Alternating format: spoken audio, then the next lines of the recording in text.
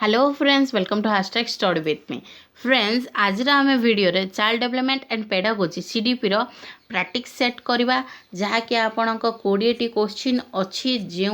Practice set रे। So friends, आपन को जदि ये वीडियोटी भल लगे तो लाइक शेयर कमेंट निश्चित भाव करूँ। जो मैंने कि मो यूट्यूब चैनल को सब्सक्राइब करना ताले सब्सक्राइब करनियंतु। फ्रेंड्स, मो पाखे ओटीटी यही वर्ष जो है ओटीटी एग्जाम रो मो पाखे क्वेश्चन पेज सेट नहीं। सो फ्रेंड्स, जो मान पाखे अच्छी से मैंने काइंडली यही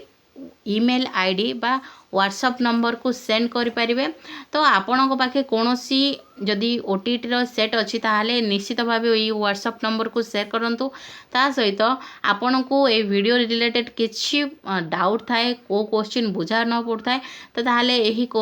नंबर को कांटेक्ट करूँ, व्हाट्सएप ओनली करूँ। मुझे क्वेश्चन आंसर आपन को कहबी। सो फ्रेंड्स, फर्स्ट क्वेश्चन होची Which of the following is not supported by NCF 2005? कौन कही प्रश्न एथि मध्यरु केउठी को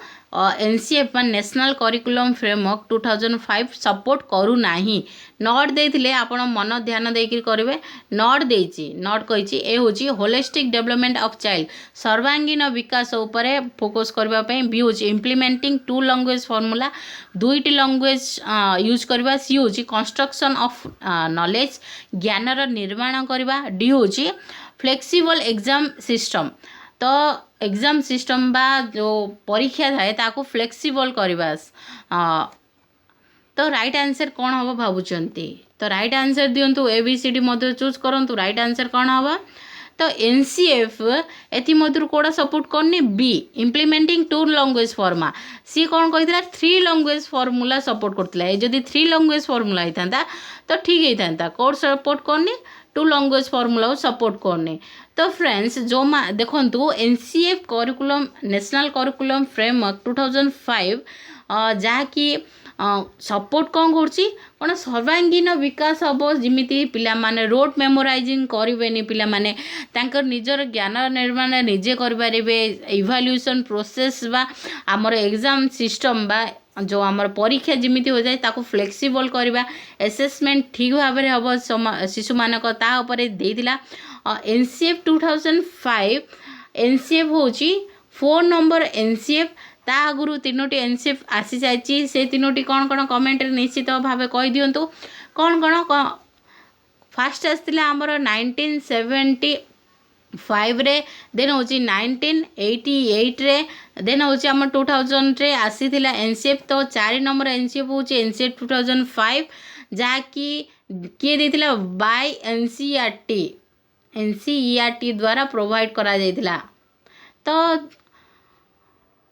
एनसीएफ किए देथिला? एनसीईआरटी देथिला जहाँकि मोस्ट इम्पोर्टेंट का ऊपर बेस थिला एनसीईआरटी 2005 जहाँकि थिला आमर learning without burden and NP 1986 ऊपर बेस थिला। तो फ्रेंड्स, एतिकी टिके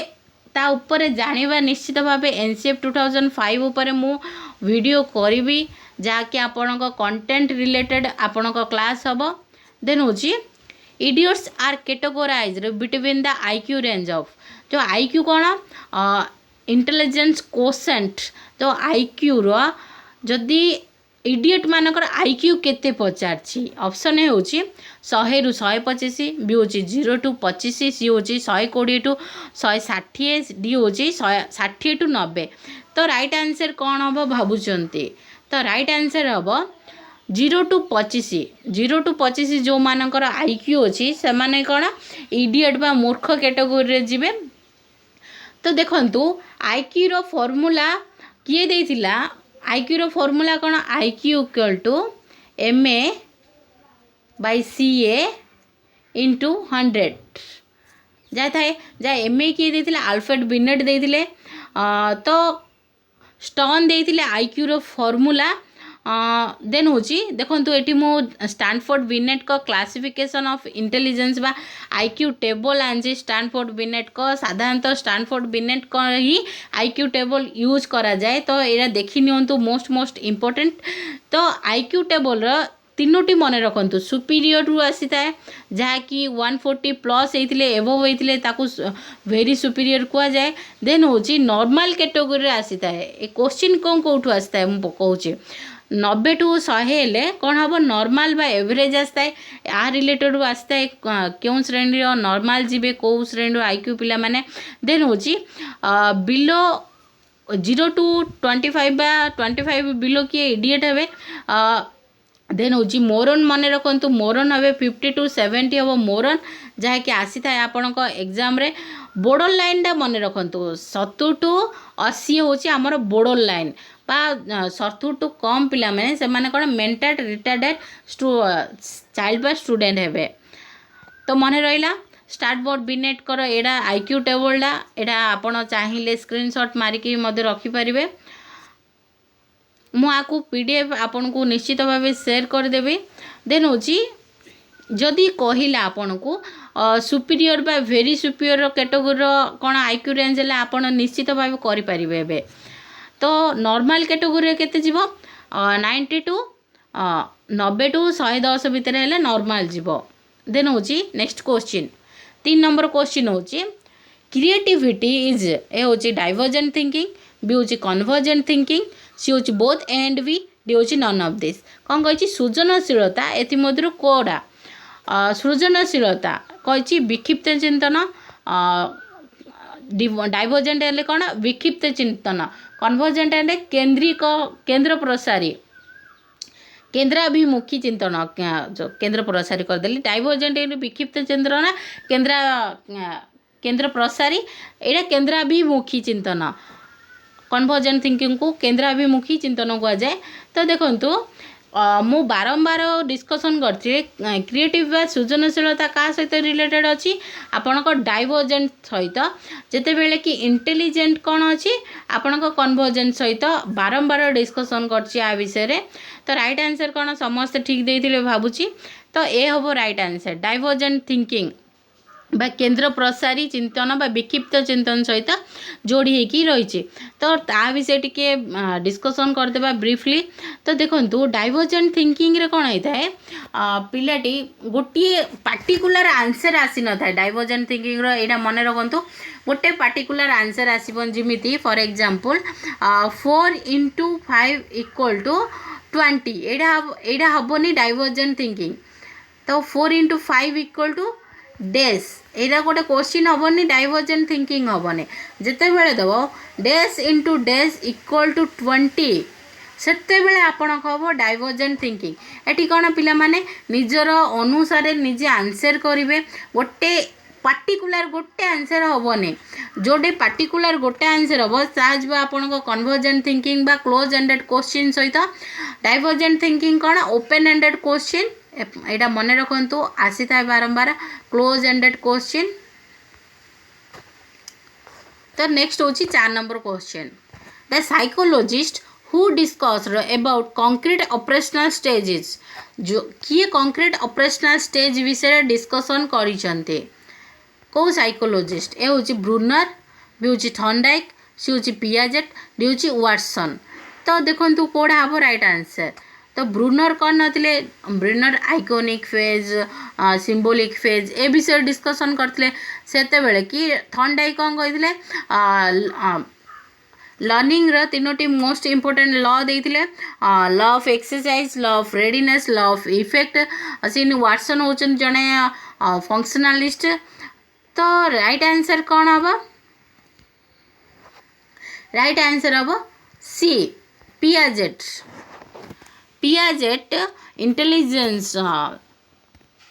इंटेलेक्चुअल बा कॉग्निटिव डेवलपमेंट रो 4टी इंपोर्टेंट स्टेज विषय कही किए देथिले जीन पियाजेट देथिले। तो से 4टी स्टेज कौन sensory motor stage 0 to 2 years then hmm pre operational stage 2 to 7 years then hmm concrete operational 7 to 12 years then hmm pre formal operational stage 12 to 2 years। तो राइट आंसर कौन हम किए देथिले पियाजेट। सो फ्रेंड्स गोटे question एमती आसीपे कि Piaget क्या गवेषणा क्या गवेषणा करी तांकर एही थ्योरी देइथिले जो 4टी स्टेज का ऊपर रिलेटेड थिबा का ऊपर गवेषणा करथिले तो का ऊपर करथिले से ताको निजर शिशु बा निजर चाइल्ड मानकू देखि 4टी स्टेज देइथिले जेमिति थंडाई कोन बिरेडी ऊपर एक्सपेरिमेंट करथिले सिमिति क्या देखी देते 4टी स्टेज निज शिशु मानक देखिकी तो राइट आंसर कौन हम सी हम राइट आंसर पियाजेट हम यहाँ मन रखु पियाजेट होती गोटे रेडिकल कंस्ट्रक्टिविस्ट यहाँ मोस्ट इम्पोर्टेंट बार बार आसी थाए एग्जाम देन हूँ 5 number question Montessori method of teaching is ए हूँ बाय राइटिंग बी हूँ play way method C hmm learning bye teaching D hmm none of this तो Montessori मेथडटा कौन तो Montessori मेथड किए देथिले मेरिया Montessori देथिले तांको नाम अनुसार नामकरण होईची सेटा गोटे कौन तो राइट आंसर कौन हम बाय राइटिंग लेखिबा प्रणाली ना गोटे प्ले वे मेथड कौन खेल द्वारा करा जाउथबा मेथड गोटे क्रीड़ा प्रणाली सी hmm learning bye teaching learning कि मोर टीचिंग द्वारा शिक्षण द्वारा D hmm none of this तो राइट आंसर कौन हम तो राइट आंसर हम Montessori मेथड कौन गोटे प्ले वे मेथड क्रीड़ा मेथड खेल प्रणाली जोटी कौन गोटे परिवेश बा गोटे इन्वायरमेंट प्रोवाइड करा दिबो जहाँद्वारा कि पिला माने निजर ज्ञानर कंस्ट्रक्ट बा निजे निजर स्वयं निजर ज्ञान निर्माण करि पारिबे तो राइट आंसर कौन हम बी हम राइट आंसर देन हूँ 6 नंबर क्वेश्चन मैकडीगल आइडेंटिफाई ए हूँ 2 इंस्टिंक्ट्स बी हूँ 14 इंस्टिंक्ट्स सी हूँ 14 instincts D hmm none of this जो इंस्टिंक्ट्स हेल्ले कौन हूँ आम जन्मजात प्रवृत्ति बा सहजात प्रवृत्ति जमीती कि आमर थर्स्टी हंगर जो गोटे आमर सहजात जन्मजात होता है सेटा भोक लगे शोष लगे आमर सबू जो सहजात थाए ईर्षा हूँ गोटे नेगेटिव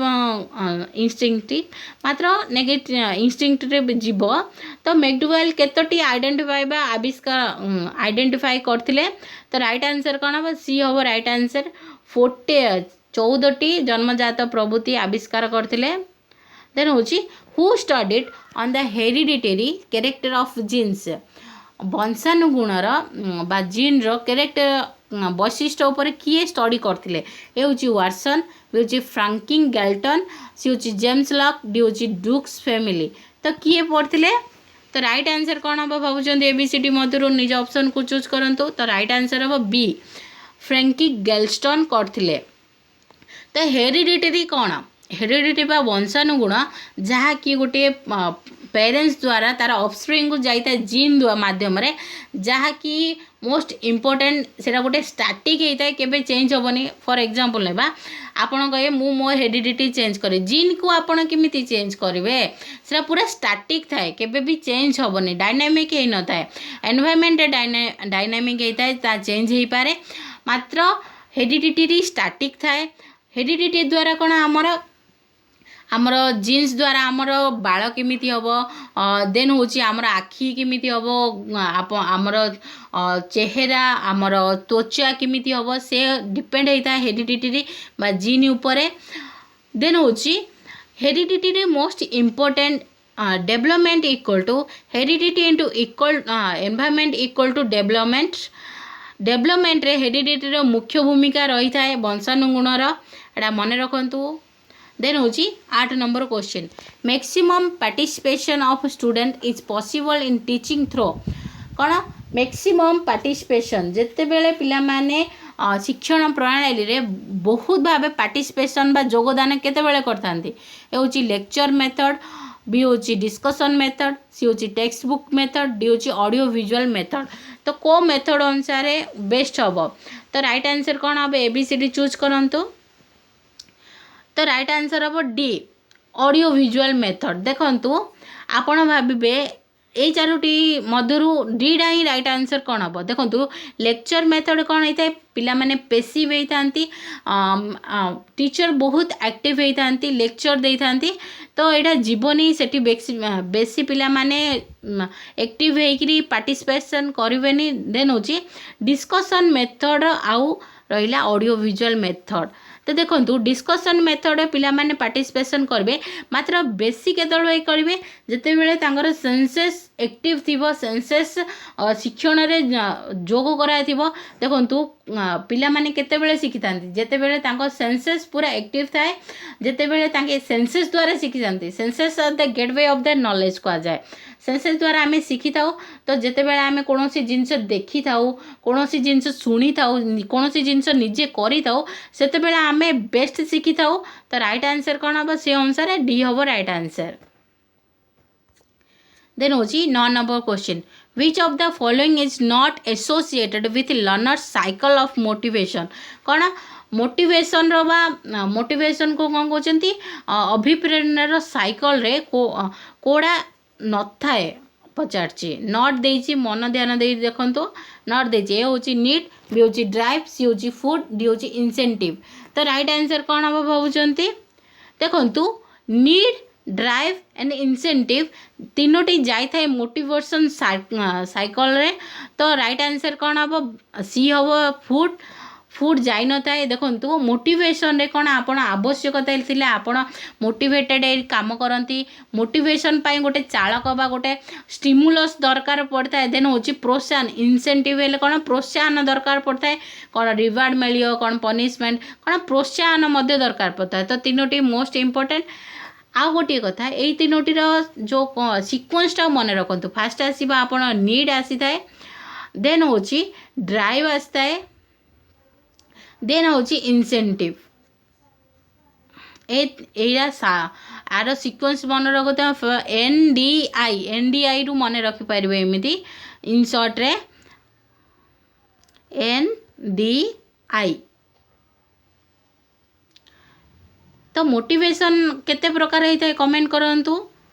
तो मोटिवेशन केते प्रकार होता है मोटिवेशन होता है दुई प्रकार अंत अभिप्रेरणा बाह्य अभिप्रेरणा इंट्रेंजिंग एंड एक्सट्रेंजिंग अंत अभिप्रेरणा केतेबेले होता है जेतेबेले बिना प्रोत्साहन बिना दंड पुरस्कार पिलाटी निजे कौन सी कार्य करने स्वतः इच्छा प्रकाश करता से कौन कहवा अंत अभिप्रेरणा कहवा जितेबले कि बाह्य अभिप्रेरणा क्या कहवा जितेबले पिला मानकु दंड पुरस्कार देखाई कौन सी प्रलोभन देखाई से कार्यटी करा जाय थाए सेतेबेले कौन से बाह्य अभिप्रेरणा जीव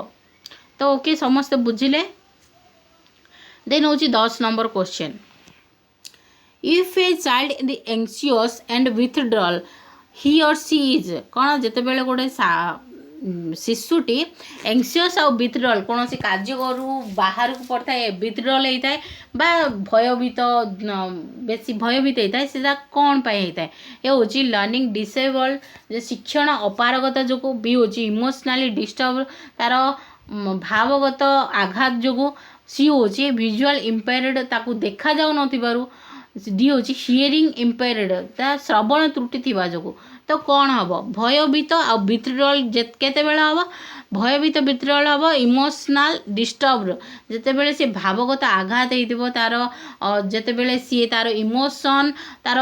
स्टेबल नथिबो सेतेबेले सी होइताय एई सब लक्षण देखा जाय थाए तो राइट आंसर कौन हम राइट आंसर हम बी हम राइट आंसर तो बुझिले लर्निंग डिसेबल्ड केतेबेले होता है जितेबेले डायलेक्सिया डिसलेक्सिया डिस्ग्राफिया एजा कौन लर्निंग डिसेबल्ड जाए मोस्ट इम्पोर्टेंट डायलेक्सिया डिस्ग्राफिया एजा कौन कौन आपन को ऑलरेडी कही सारी तो आ गोटे थर कहीदे डिस्ग्राफिया कौन जितेबेले ग्राफिक रु मन रखु यहाँ कौन ग्राफ हेले कौन लिखन लिखन रु एटा कौन लेखन संबंधी अपारगता डिस्ग्राफिया कौन लेखन संबंध डिसलेक्सिया कौन पठन संबंधी विकारता हेल्ले से कौन पिलाटी ड को गड पड़ो स को वाज पड़ो ओल्टा पड़ो तो जोड़ा पी को क्यू पड़ो एमती तार लेटर ताकू ओल्टा देखा डिसलेक्सिया रे डिस्कालकुलिया गणन संबंधी कौन अपारगता से कौन 4+5 कहले सी भाव 45 सी कह से कौन होता है डिस्कालकुलिया होता है देन हूँ 11 number question which need stands at the top of the need hierarchy given by Maslow Maslow जो need hierarchy देथिले सेल्फ एक्चुअलाइजेशन थ्योरी देथिले तार टॉप रे सर्व उपरे बा टॉप रे कौन अच्छी ए हूँ सेल्फ इस्टीम बी हूँ सोशल सी हूँ सेल्फ एक्चुअलाइजेशन एठी मिस्टेक है सेल्फ एक्चुअलाइजेशन हम डी हम नन ऑफ दिस तो टॉप रे किए अच्छी तो राइट आंसर कौन हम भावुंट ऑप्शन गुड़िक मध्य चूज करूँ तो राइट आंसर कौन हम सी हम सेल्फ एक्चुअलाइजेशन हम ये सेल्फ एक्चुअलाइजेशन हम तो करेक्ट करने तो राइट आंसर कौन हम सी हम राइट आंसर देखो मेस्लो देते जो सेल्फ एक्चुअलाइजेशन थियोरी तार गोटे आनी देखो फास्ट आसता है आमर साइकोसोशियल नीड्स आसता है जहाँकि आमर फूड वाटर बेसिक नीड्स थाए देन हूँ आमर सेफ्टी नीड्स आम केमी सुरक्षित रहा सेटा जाए देन हूँ बिलोंगिनेस एंड लव नीड्स जिते बड़े आपणकर बेसिक नीड्स पूरण होता है फास्ट आम खाद्य दरकार वस्त्र दरकार बासगृह दरकार देन हूँ आमको सिक्यूरीटी दरकार आमको सुरक्षा दरकार देन हूँ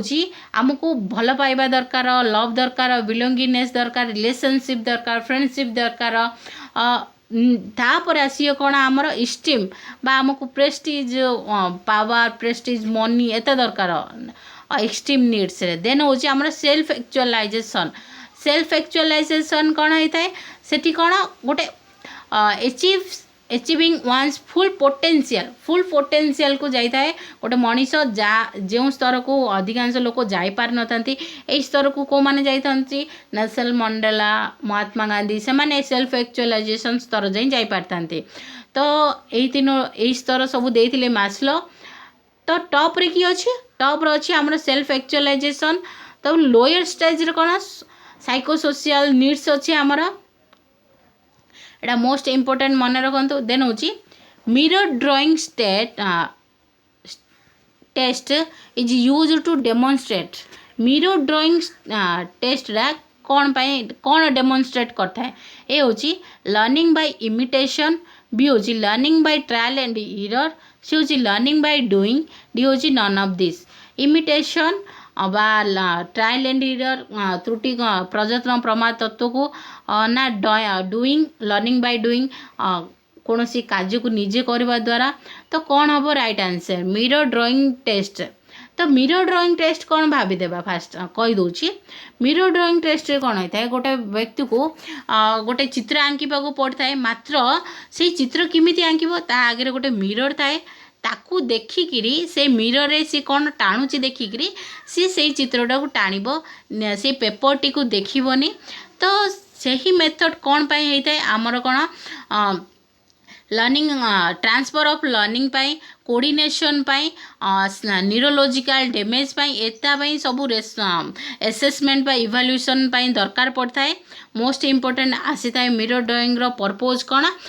कौन सी कौन इवैल्यूएशन बा एसेसमेंट क्या करता है ट्रांसफर ऑफ लर्निंग को करता है तो ये राइट आंसर कौन हम भावुंट ABCD मध्य चूज करूँ मिरर ड्राइंग टेस्ट रे कौन होता है तो राइट आंसर हम be learning by trial and error fast try करियो एरर करियो ट्राई करियो एरर करियो से अनुसार सी सही चित्रटी को टाणी पारिबो इमिटेशन हेनी कि लर्निंग बाय डूइंग हेनी ये दुटा कटिज तो बी हम राइट आंसर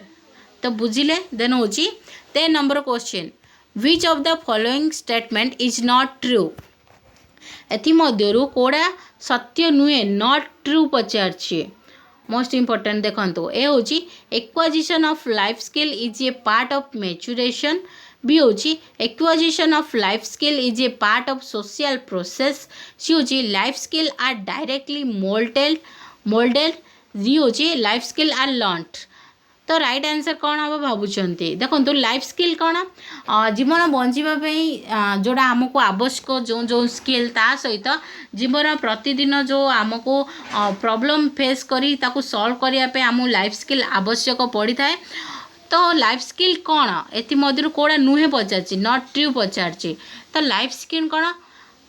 तो देखो लाइफ स्किल आर लर्नड आम लाइफ स्किल को लर्न कर देखो ये गोटे आनी कौन कौन लाइफ स्किल थाए आमर तो problem solving decision creative thinking interpersonal relationship एता कौन आम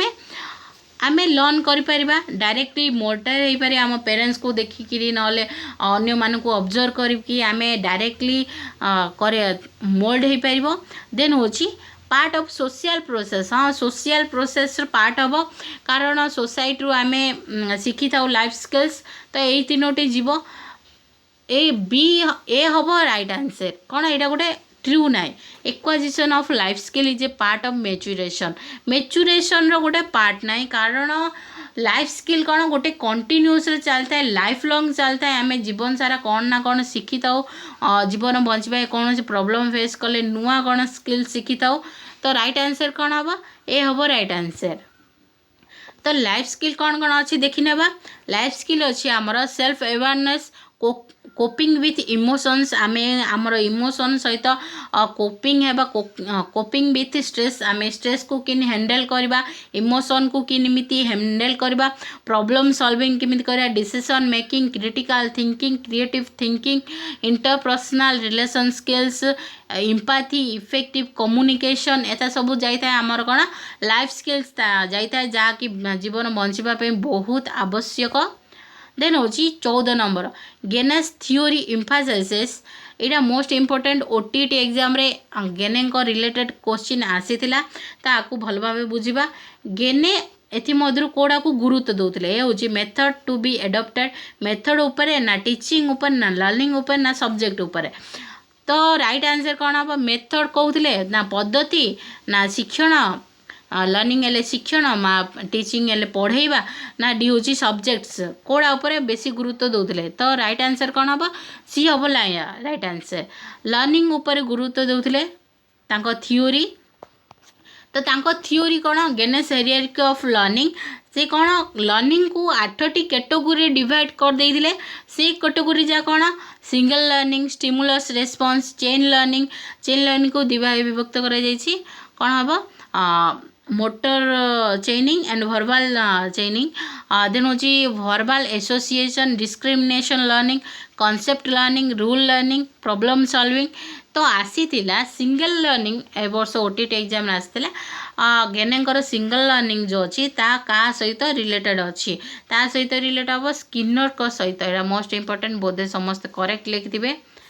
तो स्किनर सहित रिलेटेड अच्छी देन हूँ स्टिमुलर रेस्पॉन्स कौन स्टिमुलर रेस्पॉन्स हूँ क्लासिकल कंडीशनिंग सहित पावलक सहित रिलेटेड अच्छी तो गेने कौन कही लर्निंग को 8 भाग विभक्त करते तो 8 भागर 8टी मोस्ट इम्पोर्टेंट मन रखु देन हूँ पचार लर्निंग हायर स्टेज कौन प्रॉब्लम सॉल्विंग हूँ सबुठ हाई स्टेज लर्निंग देन हूँ 15 number question ability to carry on abstract thinking and to adapt to situation is कौन अब्स्ट्रैक्ट थिंकिंग अमूर्त चिंतन आउ एनवायरनमेंट सहित एडप्ट करिया स्किल को आम कौन कह ए हूँ एफिशिएंसी बी हूँ इंटेलिजेंस सी हूँ लर्निंग एप्टीट्यूड डी हूँ डेवलपिंग एटीट्यूड तो राइट आंसर कौन हम एटीट्यूड ना एप्टीट्यूड ना इंटेलिजेंस ना एफिशिएंसी तो राइट आंसर कौन कहतु एटा सबू आपण को सबू प्रकार टेट एग्जाम आपण को बहुत हेल्पफुल हम यही सब क्वेश्चन गुड़िक ओएसटेट हो बा ओटीटी आपणकर हो नहले सीटीटी जेटी हो सबू एग्जाम आपण को बहुत हेल्पफुल हम तो कौन गोटे एबिलिटी बा दक्षता गोटे गोटे अब्स्ट्रैक्ट थिंकिंग अमूर्त चिंतन करवा लॉजिक लगेवा देन हूँ एडप्ट करवा इन्वायरमेंट सहित प्रॉब्लम सॉल्विंग करिया एते सब कौन आमर इंटेलिजेंस रे जाइता है आमर कौन इंटेलिजेंस बुद्धि रे जाइता है तो राइट आंसर कौन हम बी हम right answer remedial teaching is organised for remedial teaching कौन होता है जिते बेले कौन सी पिला भूल करता है कौन सी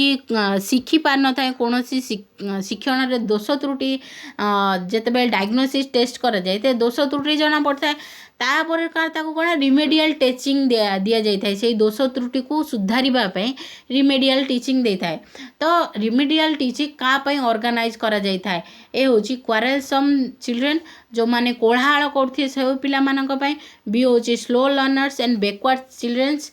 स्लो लर्नर्स बा मंथर गति रे पिला मान बा बैकवर्ड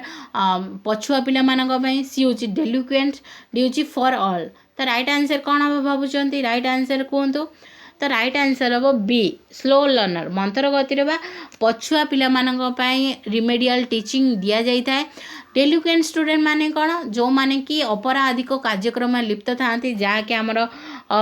8 ରୁ 18 वर्ष पिला मानक मध्य जाई थाए से माने खराब काम लिप्त हो जाती। तो फॉर ऑल हेनी कारण समस्त रेमेडियल टीचिंग दि जाए न था। तो राइट आंसर कौन हम बी हम राइट आंसर। देन हूँ 17 number question the school curriculum should provide for कौन स्कूल करिकुलम जो पाठ्यक्रम अच्छी आमको कौन प्रोवाइड कर इंटेलेक्चुअल डेवलपमेंट आमर प्रोवाइड कर बी हूँ सोशल डेवलपमेंट सी हूँ इमोशनल डेवलपमेंट डी हूँ ऑलराउंड डेवलपमेंट। तो राइट आंसर कौन हम चूज करंतु राइट आंसर कौन हम। तो केवल इंटेलेक्चुअल आमर बुद्धिर विकास करछि ना आमर सामाजिक विकास करछि ना आमर इमोशनल बा आमर भावागत बा भावात्मक विकास करछि। देन हूँ ऑलराउंड आमर सबु प्रकार सर्वांगीन विकास करछि। तो करिकुलम एमती हेबा दरकार जहाँ आम सर्वांगीन विकास कर। तो स्कूल करिकुलम कौन आमर सर्वांगीन विकास करता है से आमर physical intellectual social emotional spiritual सबू जाए। तो ऑलराउंड डेवलपमेंट होता है। देन हूँ 18 number question sorry if a teacher gives the same result if a test sorry teacher कहदेली if a test gives the same result whenever it is repeated it is called एज। एटा भी आसीतिला OTT exam रे ए वर्ष paper 2 रे आसीतिला। तो एटा कौन करबा जते बेले गोटिए टेस्ट रिपीट ना गोटे सेम टेस्ट रिपीटेड हैला पर भी सेम रिजल्ट देता है ताको आम कौन कह हूँ वैलिडिटी वैधता यूजेबिलिटी व्यवहारिकता सी हूँ रियाबिलिटी विश्वसनीयता D hmm none of this. तो राइट आंसर कौन हम राइट आंसर हम सी सी हम राइट आंसर। जेते बेले जो टेस्ट तैयारी करा जाए सेते बेले वैलिडिटी कौन वैधता कौन जिते बेले जोड़ा को मापिबा पे टेस्ट करा जाए से टेस्ट जदि से जिनस ही मापिला ताहले आमे कौन कहे ताको वैलिड कह। फॉर एग्जांपल गोटे टेस्ट अच्छी आमर कौन आमर इमोशनल लेवल को मापिबार अच्छी जिते बेले सी केवल इमोशनल लेवल को मापी थाए ताको आमे कौन कहे वैलिड टेस्ट कहवा। तो राइट आंसर कौन हम विश्वसनीयता बा रिलायबिलिटी। तो देखो आर क्वेश्चन आसीथिला कि एटा मोस्ट इम्पोर्टेंट मन रखु या स्क्रीनशॉट भी नहीं पारिए type of reliability and how to measure them. तो टाइप रे कौन कौन अच्छी test retest interacted parallel form internal consistency. तो ये चारोटी अच्छी ये चारोटी रु आसीथिला ओटीटी रे क्वेश्चन। तो मुझे टेस्ट रिटेस्ट रे कौन होता है that same test over time कौन टेस्ट को सेम टेस्ट को ओवर टाइम रे मापा जाता है। इंटरेक्टेड कौन होता है the same test conducted by different peoples ये कौन टेस्ट सेम थाए मतलब पीपुल डिफरेंट होता है। पैरेलल फॉर्म रे कौन होता है different version of a test which are designed to be equivalent. तो यहाँ कौन डिफरेंट वर्जन आसी थाए पैरेलल फॉर्म रे। देन हूँ लास्ट कौन individual items of a test. तो ये चारोटी मोस्ट इम्पोर्टेंट आसीथिला एई वर्ष ओटीटी एग्जाम रे रिलायबिलिटी रो एई चारोटी टाइप अच्छी कौन कौन टाइप अच्छी test retest interacted parallel and internal consistency. Then हूँ 19 नंबर क्वेश्चन 19 नंबर क्वेश्चन कौन देछि according to Freud life instincts is needed likened to eros while death instincts is likened to कौन कही फ्रॉइड कही कि लाइफ इंस्टिंक्ट को आमे जो जन्मजात प्रवृत्ति को आम कौन कह इरोस कह डेथ इनस्टिंक्ट को आम कौन कहवा ये हूँ थेरेनस भी हूँ फेटेनस सी हूँ ड्राइव्ड हूँ नन ऑफ दिस तो लाइफ इनस्टिंक्ट को आम इरोस कहले आम डेथ इनस्टिंक्ट को कौन कहवा थेरेटस कहवा तो ये हम राइट आंसर देखो लाइफ इनस्टिंक्ट कौन आम भोक लगे आमको हंगर थर्स्टी सेक्सुअल ड्राइव एता कौन आमर लाइफ इनस्टिंक्ट रे जाइए जिते बेले कि डेथ इनस्टिंक्ट रे कौन जाइए एंगर एग्रेशन एता जाइए डेथ इनस्टिंक्ट्स रे सिगमंड फ्रॉइड तांकर थ्योरी रो ना कमेंट करी निश्चित भावे कहबे तांके ईद इगो सिपोर इगो विषय मध्य कही थ्योरी रे माइंड रो तीनोटी फॉर्म मध्य कही तांके बहुत विषय कही पर्सनालिटी डेवलपमेंट 5टी स्टेज मध्य देथिले तांको विषय आम विस्तृत भावे तांको थ्योरी रे पढ़िबा जहाँकि आपण बहुत जल्दी मु आनिबी देन हूँ 20 नंबर एनसीईआरटी वाज इस्टाब्लिश्ड इन ए हूँ सेप्टेम्बर 1961 बी हूँ सेप्टेम्बर 1971 सी हूँ सेप्टेम्बर 1981 डी हूँ सेप्टेम्बर 1951 तो एनसीईआरटी केबे इस्टाब्लिश प्रतिष्ठा होता तो राइट आंसर कौन 1961 इस्टाब्लिश होता एनसीईआरटी रो फुल फॉर्म निश्चित भाव कमेंट करी कहीदेवे देखु सब प्रकार संस्था को लेकिन आपणकर ओएसटीटी एग्जाम रे आसी थाए खास करी मो यही सब क्वेश्चन ओएसटीटी एग्जाम पे बनाऊँगी तो ओएसटीटी एग्जाम रे आपन को आसी था यूजीसी केबे तैयारी ला यूजीसी रो फुल फॉर्म एनसीईआरटी केबे तैयारी ला एनसीईआरटी रो फुल फॉर्म एनएसी कौन तो एमिति सब ऑर्गेनाइजेशन विषय पचार थाए तो सही ऑर्गेनाइजेशन ऊपर मु ऑलरेडी वीडियो बना सारी तार फुल फॉर्म्स कौन ताकू मु निश्चित भाव शेयर करदेवी ये वीडियो डिस्क्रिप्शन रे ताकू निश्चित भाव देखि नियंतु तो फ्रेंड्स आज ये सरीला क्वेश्चन आंसर तो आपण को किमिति लागिला क्वेश्चन सब निश्चित भाव कहे जदि आपण को कौन डाउट थाए ताहले से व्हाट्सएप नंबर को आपण डाउट को सेंड करें लिखिकी पठे पारे ना पिक्चर उठे पठे पारे जोड़ा आपण को डाउट रही तो फ्रेंड्स एतिक ही कहबार थिला आपण को किमिति लागिला एई सेक्शन टी आपण निश्चित भाव कमेंट करी कहंतो आ बहुत जल्दी ओएसटीटी रो ओडिया ग्रामर रिलेटेड को आसीजिबो पीडीएफ वा आपण वीडियो जहाँकि जड़े करथिले रिक्वेस्ट करथिले मुझ बहुत जल्दी ओटीटी ओएसटीटी रो ओडिया ग्रामर आनीदेवी प्रैक्टिस सेट तो एति ही कहबा चाहूँगी आपण को वीडियो टी केमिति लागिला निश्चित भाव कमेंट करंतु थैंक्स फॉर वाचिंग।